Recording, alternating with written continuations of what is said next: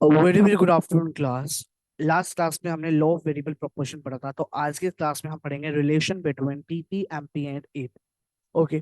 तो रिलेशन क्या है टीपी एमपी और एपी के बीच में? आपने टीपी और एपी पढ़ा था उससे पहले, लॉ ऑफ वेरिएबल प्रोपोर्शन से पहले। तो आपको पता है टोटल प्रोडक्ट क्या होता है? टोटल प्रोडक्ट, मार्जिनल प्रोडक्ट और एडिशनल प्रोडक्ट एपी क्या होता है? तो वो आपको पता ही है। तो अब इसके बीच में हम क्या करेंगे, रिलेशन पढ़ेंगे कि टीपी एमपी और एपी के बीच में रिलेशन क्या है। तो सबसे पहले हम रिलेशन कर रहे हैं टीपी और एमपी के बीच में।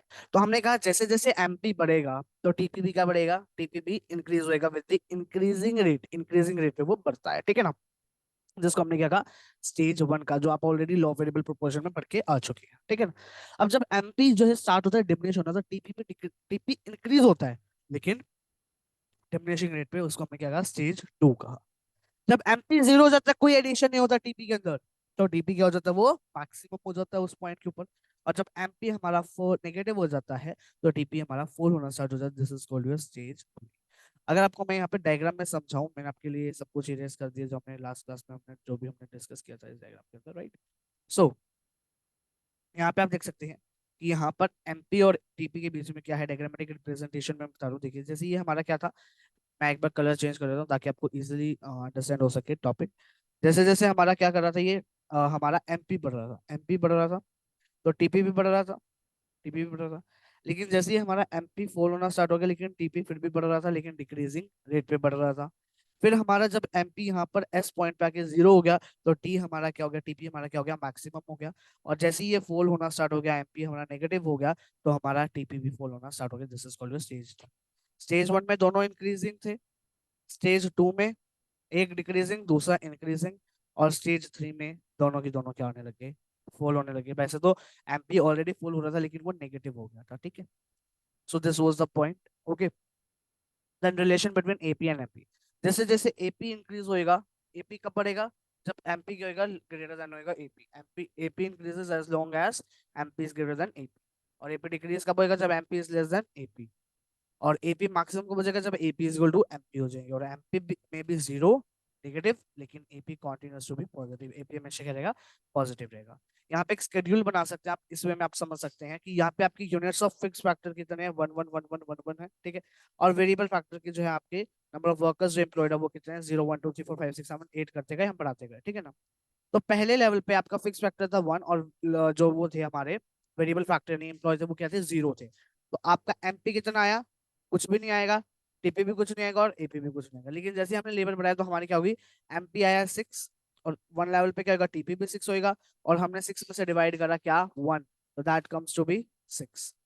ऐसी ही लेवल बढ़ा दी तो क्या होगी, एमपी बढ़ के होगी 14, तो ऐड करेंगे तो आया 20।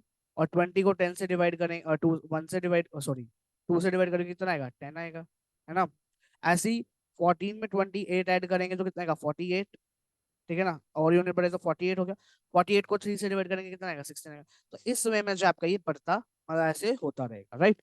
पहले होगा ये बढ़ेगा, पहले बढ़ेगा, फिर वो क्या हो जाएगा, फोर होना स्टार्ट। लेकिन कभी भी जीरो और नेगेटिव नहीं होएगा, नेगेटिव नहीं होएगा, जीरो भी नहीं होएगा, ना ही नेगेटिव होएगा। वो हमेशा क्या रहेगा, पॉजिटिव रहेगा। क्या रहेगा, पॉजिटिव रहेगा, ठीक है ना। या एपी। देन इसको हम डायग्रामेटिकली रिप्रेजेंट कर सकते हैं, इसी चीज सेम चीज को डायग्रामेटिकली, जो स्केड्यूल है उसको हम डायग्रामेटिकली दिखा के हम बता सकते हैं कि कैसे क्या हो रहा है क्या नहीं हो रहा है, right. Then we have a topic returns to scale. बहुत ही इंपॉर्टेंट टॉपिक है, थोड़ा छोटा सा टॉपिक है, ठीक है ना। रिटर्न्स टू स्केल इसी में करा रहा हूँ मैं आपको। तो रिटर्न्स टू स्केल क्या होता है, जब यहाँ पर चेंज आता है आउटपुट के अंदर, कब, साइमल्टेनियस चेंज हो, जब सेम प्रोपोर्शन में हो, मतलब ये चेंज करता है फैक्टर्स के अंदर, फैक्टर इनपुट्स के अंदर जो चेंज होते हैं साइमल्टेनियस। साइमल्टेनियस मतलब एक ही समय पे चेंज होते हैं, वो भी सेम प्रोपोर्शन के अंदर इन द लॉन्ग रन, किसमें, लॉन्ग रन के अंदर, ठीक है ना। देन ये ना तीन तरह का होता है, increasing returns to scale, constant returns to scale, और डिमिनिशिंग रिटर्न्स टू स्केल, ठीक है ना। अब ये जो है आपका बिल्कुल नॉर्मल सी बात है, ये तो आपके सामने यहाँ पे जो लिखी हुई है, राइट। ये तो बिल्कुल नॉर्मल सी चीज है। बट इसी चीज को आप फर्दर पढ़ेंगे कहाँ, इस क्लास में नहीं पढ़ेंगे आप। 11th क्लास में आप बिल्कुल भी इस चीज को स्टडी नहीं करने वाले। आप जब आप इसके बैचलर्स डिग्री की कोर्सेज करोगे ना, तब आप इनको डिटेल में पढ़ोगे विद डायग्राम्स, विद डायग्राम्स, ठीक है ना। तो मैं आपको उसके अकॉर्डिंग भी बता रहा हूँ कि आपको मैं साथ साथ लेके जा रहा हूँ कि किस चीज को आप आगे पढ़ने वाले हो, तो आप इस कंसेप्ट को अच्छे से करिए। अगर आप कहीं पे भी जाएंगे, बी कॉम करेंगे, बी इकोनॉमिक्स करेंगे, बीबीए करेंगे, कहीं पे भी जाएंगे, इकोनॉमिक्स तो आएगा ही आएगा, राइट। तो उसके अंदर जो है आपका ये टॉपिक कवर होएगा, तो ये याद रखें, ठीक है। तो रिटर्न्स टू स्किल समझ आया। अब रिटर्न्स टू फैक्टर और रिटर्न्स टू स्किल में डिफरेंस क्या है सर, हमें ये नहीं पता चल रहा। रिटर्न्स टू फैक्टर आप पढ़ा रहे थे, रिटर्न्स टू स्किल पे आ गई, क्या मतलब समझ गया। तो रिटर्न्स टू फैक्टर और रिटर्न्स टू स्किल में छोटा सा डिफरेंस है, वो आप यहाँ पे देख सकते हैं। अरे बाबा ऊपर क्यों चला गया। ओके, तो हमने कहा रिटर्न्स टू फैक्टर क्या होता है। रिटर्न्स टू फैक्टर तब ये क्या होता है, इंक्रीज होता है टीपी के अंदर जब यहाँ पे कोई फैक्टर, वन फैक्टर इंक्रीज होता है और बाकी सारे क्या होते हैं, फिक्स होते हैं। लेकिन रिटर्न्स टू स्केल में क्या होता है कि आउटपुट बढ़ रहा है, टीपी बढ़ रहा है, लेकिन सारे के सारे फैक्टर्स बढ़ेंगे, चेंज होंगे, वो भी साइमल्टेनियस और वो भी सेम प्रपोर्शन के अंदर। अब यहाँ पर क्या हो रहा था, फैक्टर के अंदर टीपी बढ़ रहा था, एमपी बढ़ रहा था, तो टीपी बढ़ रहा था, एमपी फॉल होने लग गया तो टीपी बढ़ने लग रहा था। अभी हमने पढ़ा प्रोडक्शन फंक्शन क्या था, उसमें हमने एक एग्जांपल लिया था शॉर्ट रन और लॉन्ग रन का, है ना। जिसमें शॉर्ट रन में क्या था कि 40 आउटपुट के लिए मेरे को 5 लेबर 4 कैपिटल की रिक्वायरमेंट थी। तो मैंने एक चीज को चेंज किया था, हमारी कैपिटल थी वो कांस्टेंट रही थी, फिक्स रही थी, लेकिन लेबर को हमने चेंज कर दिया था, राइट। तो हमारी प्रोडक्शन बढ़ गई। तो मतलब एक फैक्टर फिक्स था और एक फैक्टर हमारा वेरिएबल था। तो दोनों की दोनों चीजों की वजह से हमारा फैक्टर जो प्रोडक्शन थी वो आउटपुट जो था वो बढ़ रहा था।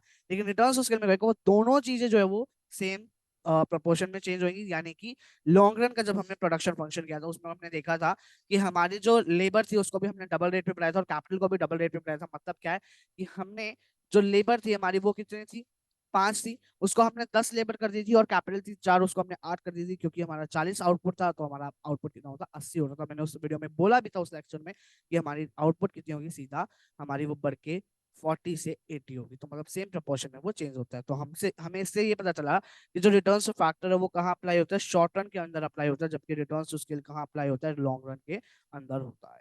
रिटर्न टू फैक्टर में जो होती है रेशियो आती है फिक्स फैक्टर और वेरिएबल फैक्टर के अंदर, जो चेंज होती रहती है।